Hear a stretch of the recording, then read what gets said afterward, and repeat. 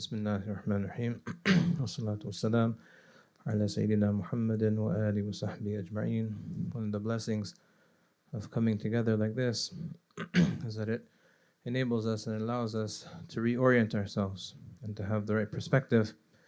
And when it comes to the Prophet ﷺ, the perspective that we want to have in totality is bibarakat Sayyidil Aqwan, is that everything is in the blessing of the best of creation. And we should see everything that we have as being part of his blessing. And this is one of the meanings that we take from the Isra and Mi'raj, because one of the events of the Isra and Mi'raj is that the Prophet ﷺ was presented with two cups. Qadah is actually a cup made out of wood. One was with milk and the other was with wine. And wine wasn't prohibited at that time. Wine became prohibited in Medina. This was in Mecca. And he had the choice to choose the milk or to choose the wine. And he thought, and he chose the milk.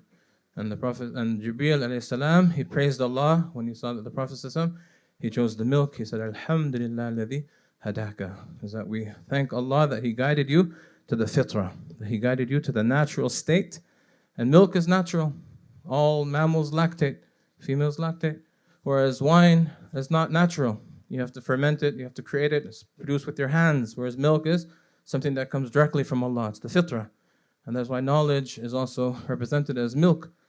But then Jibreel, he said, and he explained the secret behind this.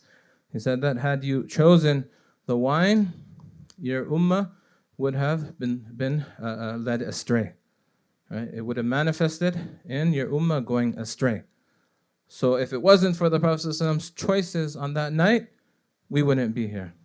And everything that we have and everything that we do and all the blessings that we have and the blessing of Islam, we should always ascribe that back to the Prophet ﷺ and realize that all of us are in the Baraka, in the blessing of the Prophet ﷺ, and we can use that as a door to increase our love of the Prophet ﷺ. And that door, it has an opening, but it doesn't have an ending, because the more you think about everything that you have and then you ascribe it back to the Prophet, this is from the Prophet, this is from the blessing of the Prophet, it just increases and increases, and that is why that door of love is never ending. So we ask Allah that He expand our perspectives and that He give us this love and give us this taste and give us this connection to the Prophet ﷺ through these gatherings, through these meetings, through these teachings.